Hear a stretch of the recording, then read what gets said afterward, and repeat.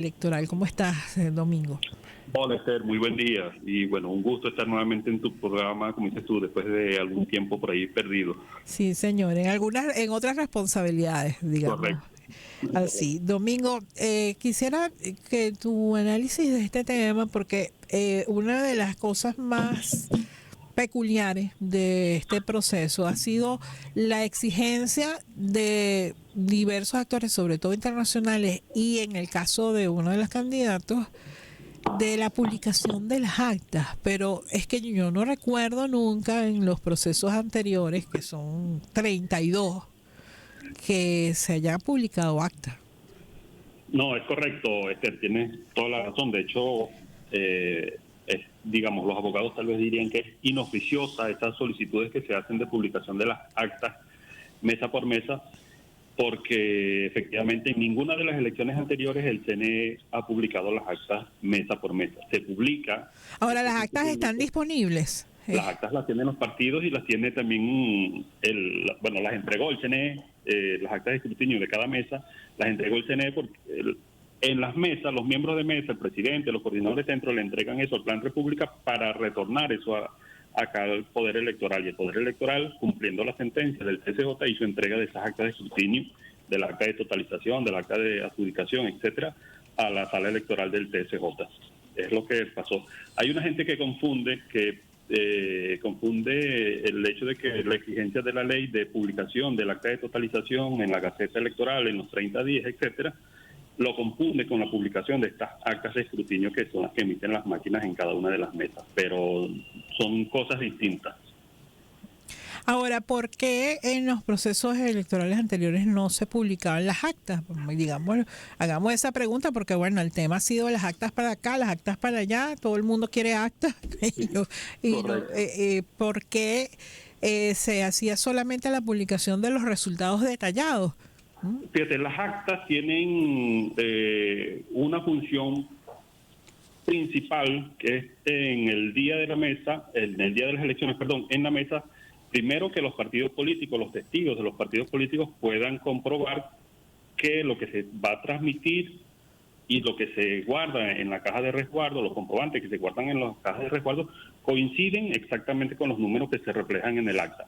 Ahora, hay que recordar también, o bueno, me parece a mí en todo caso, que estas solicitudes de pensar que esa acta sustituye a los votos es una reminiscencia de aquellas viejas prácticas de acta mata voto. Acta mata voto. Yo quisiera recordar, además, Domingo, si tú me permites, y quiero recordarle a quienes nos están escuchando, nos están viendo, que conversamos con Domingo Medina, politólogo y experto electoral, que no siempre el proceso en estos 25 años ha sido automatizado. De hecho, en las elecciones, si yo no recuerdo mal, era 2004, 2005, ya era todavía era mixto.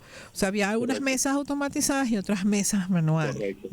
Y yo recuerdo, por ejemplo, particularmente un caso en la alcaldía de San Felipe, en la elección esa del 2004, que fue impugnada por el candidato del Gran Polo Patriótico, y efectivamente el proceso se tardó mucho, se tardó casi 2 años, pero el tiempo le dio la razón cuando pidió el recuento, porque en ese proceso era mixto, había mesas manuales y mesas automatizadas, y en las mesas, en 4 mesas manuales, se cometieron irregularidades, había inconsistencias entre el acta que fue llenada por los testigos y miembros de mesa y las boletas que se emitieron en esas mesas, al punto de que incluso una testigo que alteró un acta fue llevada ante la justicia y pagó 6 meses de cárcel por delito electoral. Correcto. Sí, además es bueno recordar, Esther, que el voto en Venezuela es electrónico. También es inoficiosa estas solicitudes de algunas personas de vamos a contar voto por voto. Lo que se guarda en la caja de resguardo son los comprobantes de voto, no son los votos propiamente dichos. Es como una transacción que tú haces en un punto de venta o cuando sacas dinero de un cajero que, bueno, la máquina te emite un comprobante de la transacción que estás haciendo, pero la transacción en esos casos es electrónica. Asimismo, el voto es electrónico en Venezuela.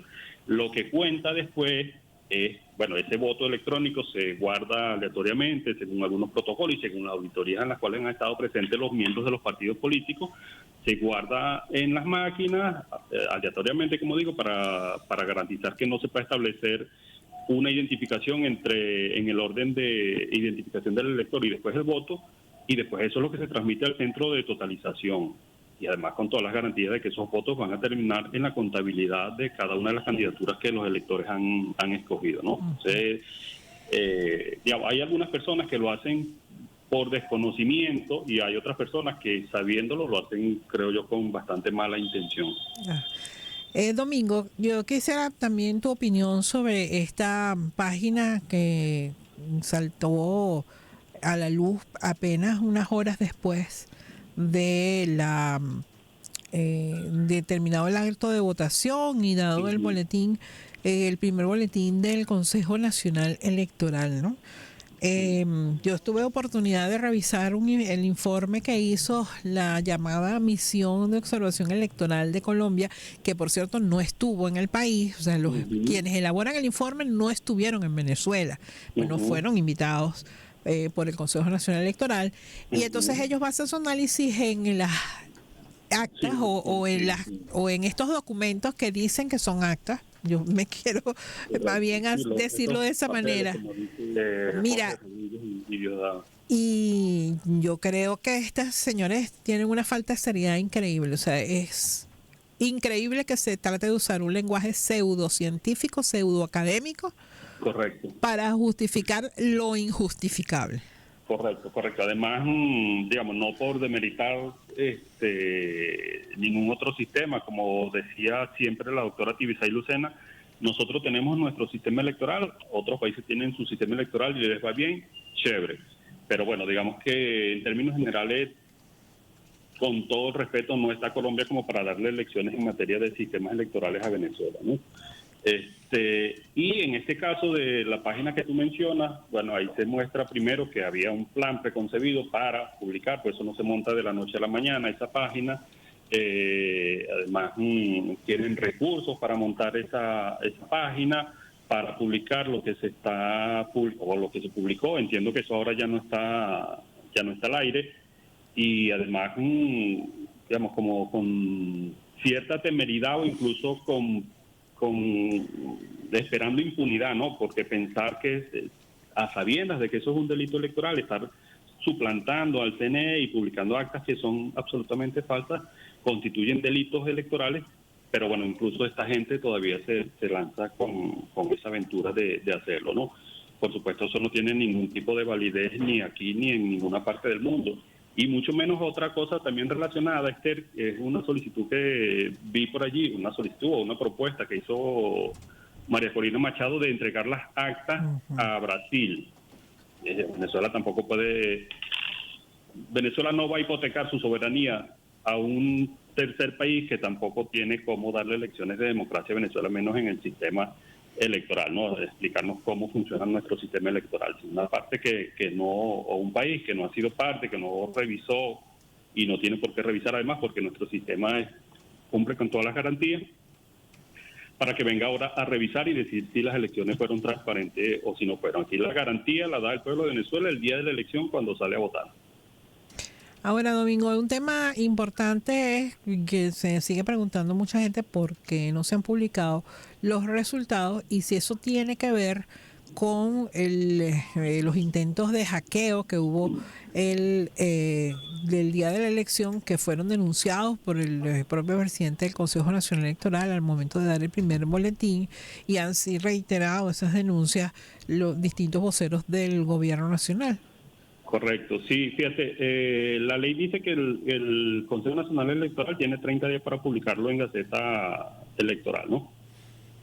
Los resultados detallados, digo. Los resultados que son los resultados por centro de votación, que además desglosan cada candidato por los votos por organización política. Correcto. Que es un material indispensable para hacer análisis y dibujar el mapa político después. Correcto. Y digamos, en elecciones anteriores, en años anteriores, el CNE nos tenía acostumbrados, me parece a mí que muy bien acostumbrados, a que en la misma semana de las elecciones se publicaba en la página del Consejo Nacional los resultados, así como está diciendo tú, mesa por mesa, partido por partido. Yo entiendo que a raíz, en primer lugar, del ataque, la vicepresidenta ejecutiva decía hace pocos días, un par de días atrás, que se recibían algo así como 30 millones de ataques por minuto, que era una cantidad abrumadora. Hay gente que sigue sin, digamos, utilizando otras fuentes, sigue sin prestar atención o sin darle credibilidad a esto, pero lo cierto es que el CNE entregó a la sala electoral, como se lo requirió la sala, las pruebas de este ataque, ¿no? Entonces, primero, ¿cuándo va a publicar el CNE? Cuando cesen los ataques, en primer lugar, cuando dejen los quienes están interviniendo y tratando de tumbar la página, de intervenir en el sistema o en la plataforma del CNE, cuando dejen de atacarlo, y cuando el CNE tenga las garantías de seguridad informática para hacerlo. Vamos a suponer que los ataques en este mismo momento han disminuido.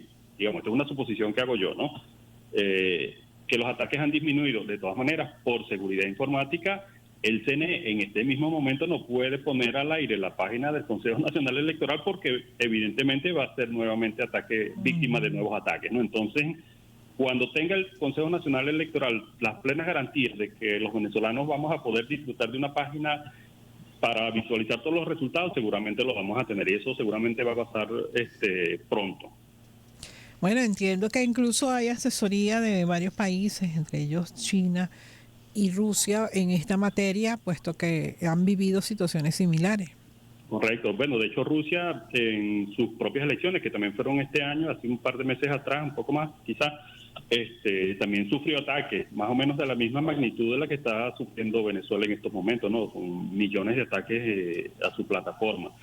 Y además hay que resaltar, para aquellos que dudan de la transparencia y de la confiabilidad de los resultados, una de las personas que ha estado más activas con las denuncias y pidiendo que se publiquen las actas y rechazando la actuación ante la sala electoral ha sido el candidato Márquez, que precisamente fue rector vicepresidente del Consejo Nacional Electoral. En unas declaraciones el 29 de agosto, publicadas en un medio que para nada puede ser acusado de chavista, el candidato Márquez, el rector del Consejo Nacional Electoral, reconoció que el sistema era completamente confiable, transparente, que no se podía manipular, que no se podía modificar los resultados y que cualquier tipo de manipulación que pudiera dar cabida a un fraude era imposible. Y también dio otras declaraciones temerarias, porque yo vi esas mismas declaraciones. Ese mismo día insistió en que, según supuestamente, en su versión, un ingeniero que estaba dentro de la sala de totalización, no se dio acceso a las informaciones que se estaban dando en el Centro Nacional de Totalización, a los testigos de las mesas. Pero, bueno, en todo caso, creo que perdimos la comunicación. Vamos a intentar nuevamente comunicarnos con Domingo Medina, politólogo y experto electoral, a propósito de lo que ha ocurrido en las últimas 2 semanas con los resultados electorales. Ya, por cierto, hoy culmina las sesiones de comparecencia de los candidatos y representantes de las organizaciones políticas que los respaldaron en su postulación ante la sala electoral del Tribunal Supremo de Justicia. Hechas estas comparecencias, recibidos los recaudos que les fueron solicitados, así como los que se les solicitaron al Consejo Nacional Electoral, la sala electoral tomará unos días, suponemos, para hacer el peritaje respectivo y hacer un pronunciamiento respecto a los resultados de estas elecciones. Lo cierto es que todavía uno no puede acceder a la página web del Consejo Nacional Electoral, sigue fuera del aire, si se quiere. Todos los intentos que uno haga por distintas vías son infructuosos, y en esas condiciones pues tiene mucha razón Domingo en comentarnos que es una temeridad publicar unos resultados que puedan ser bajados, alterados de alguna manera, porque eso sí creo que no contribuiría de ninguna manera a la paz. Lo cierto es que nosotros suponemos, porque no ha habido ningún otro pronunciamiento del Consejo Nacional Electoral, que se está buscando la vía para publicar los resultados de las elecciones. A ver, te escuchamos nuevamente. Te comentaba Domingo que Enrique Márquez también en esas declaraciones había dejado colar una situación que a mí me pareció, bueno, una gran irresponsabilidad de su parte. Afirmar que según él no se había emitido el primer boletín desde el Centro Nacional de Totalización, que no se estaba dando acceso a los testigos de las organizaciones políticas, etcétera. Fíjate, sí, como dices tú, unas declaraciones temerarias, ¿no? Porque, de hecho, en esas declaraciones que yo estaba mencionando hace poco, él decía, tenemos 30 ingenieros trabajando ad honorem al servicio de la oposición y que están haciendo todas las auditorías que se le hacen al sistema electoral. Y, por supuesto, los informes que le elevan o que elevaron en su momento estos ingenieros por parte de la oposición le permitían a él emitir esas declaraciones según la cual no había posibilidades de manipulación o de cometer algún tipo de fraude en el sistema electoral venezolano. Ahora, ¿qué pasa con Márquez? Que se vale de su condición de que fue rector del CNE y cualquier tipo de declaración. En este sentido, la gente va a decir, bueno, él debe saber, porque él estuvo allí dentro, él sabe cómo son las trampas, si se hace, si no se hace. Lo cual es absolutamente falso, ¿no?